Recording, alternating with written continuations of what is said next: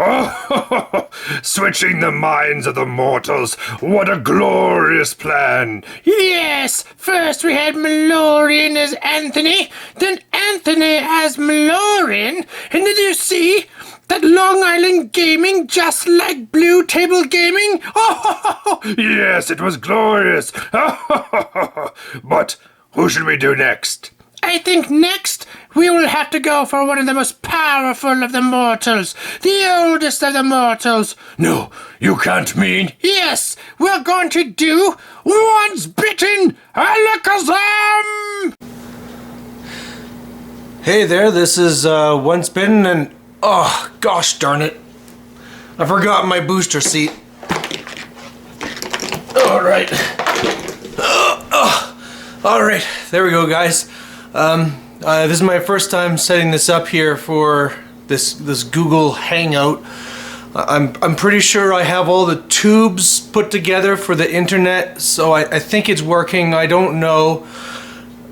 Can you guys, when you guys say something, so I know that this is working? Oh, I can't hear you, so I don't know if this is working. So I'll talk a bit, and if it's not working, I can always redo this thing. I don't know. So anyway, coming up here right away here, I'm going to be going to a little trip here to Europe. I couldn't bring my own models with me because, you know, it's so well painted. It's actually kept at the Louvre there, so it's on show. So I was going to have to go there and borrow some models. But here, actually, I'm just going to go to Europe, and I'll talk to you guys in a second.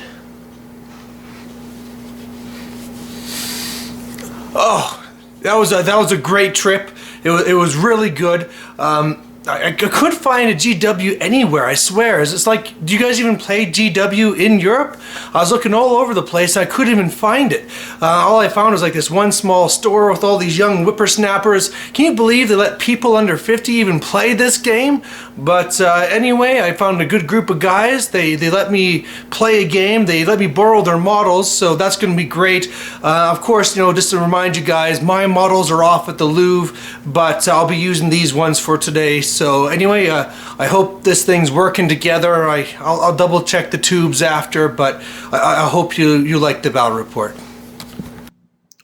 Alright, so before I get into the battle report, I just want to show off this next piece of terrain I'm making here. I'm using some new techniques that I learned. It's called being freaking amazing. So here you go, I'm making it for my next display tray. It looks somewhat realistic. I'm still not too happy with it. You can see I need a few more washes, but it's okay. And then here's another display board I'm making for my Empire. Just doing the two together, and obviously this one here needs a lot of work. You know, it's really not up to my standards, but, you know, I just keep on trying to use my new techniques of being, you know, just freaking awesome, and going on from there. So here is the board as they set up at the store. Like I said, I'm not using my models. This is theirs. I'm up against this Orc and Goblin player with this interesting setup. Over here, I mean, we're just doing a regular battle line, just trying to save some time here and get going. Looking on his side there, he has the Squigs, a Giant.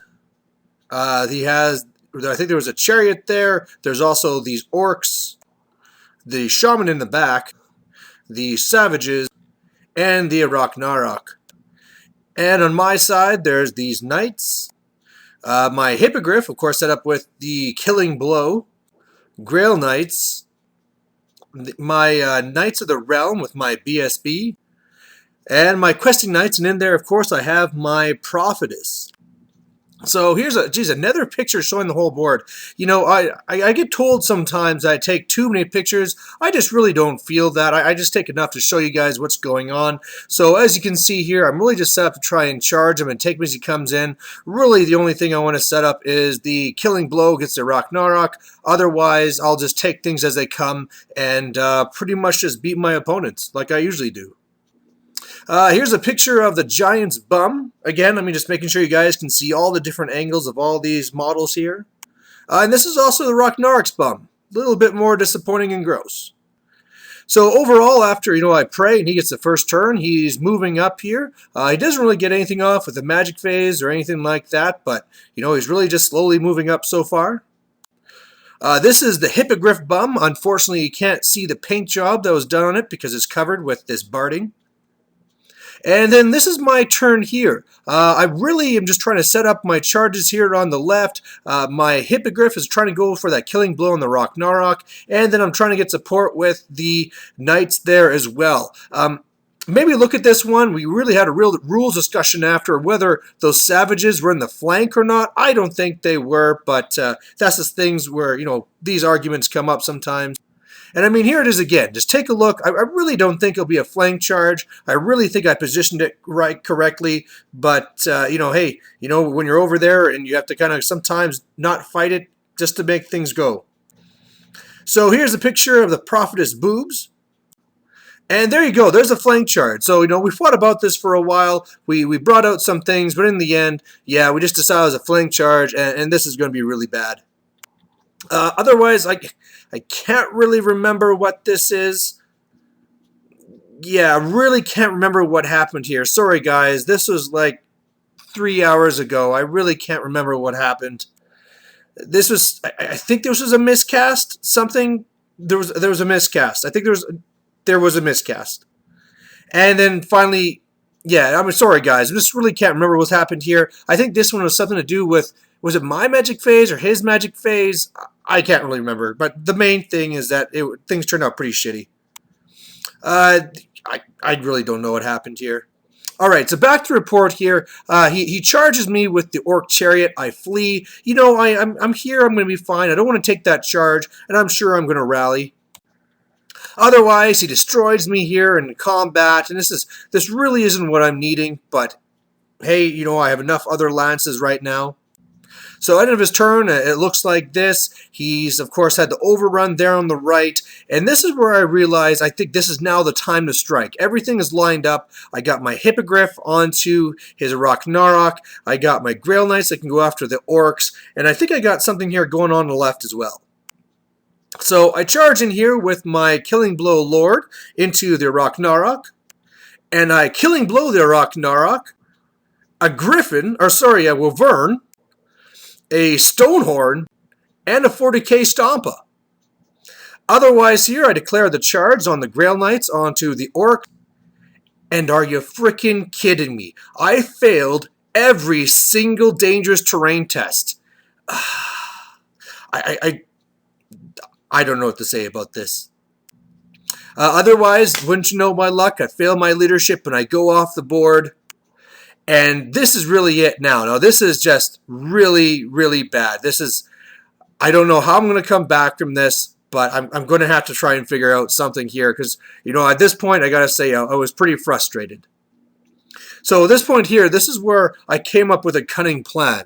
Now, for you guys that have known me for a long time, you know that whenever I spend more than 3 seconds talking about a plan, that means it failed horribly. But if you're new, just withhold your disbelief. So my plan here is to charge these guys into the squigs. The squigs will explode and they'll kill the giant. The giant will fall over and destroy the chariot. The chariot will panic the orcs, and then the orcs will run over the shaman and send the shaman off the board.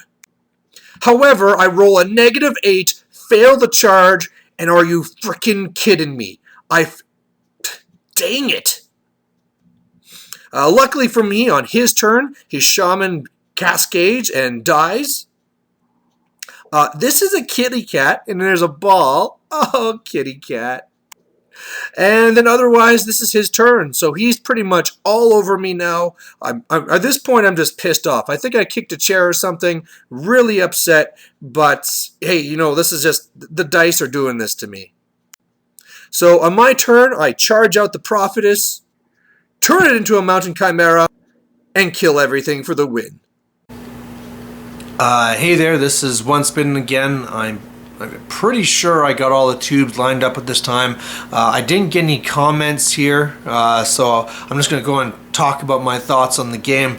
One of the things you have to really remember is that I am a professor, and so I really do have a real strong grasp of the strategy of the game. I've been doing this for a long time, and I really found that you really have to go into it having a strategy going into the game making sure that dice really tear it apart and have the whole board basically go crazy. At some point, you really have to make sure to give up a flank charge. That's usually fairly important because the main thing is that you want to be losing so that at that point your opponent can have a dimensional cascade explode, and then you can turn yourself into a mountain chimera and win the game. It's actually amazing the people that don't grasp this. I've gone to a lot of tournaments, and it's amazing the people that don't even have a mountain chimera. So there you have it, and hopefully this whole thing works so I don't have to do it again. Maybe there's some sort of like abacus I'm supposed to be using, something like that. But there you go, and I'm gonna go and stop this before I fall off my stool. Alright, thanks for watching. Bye.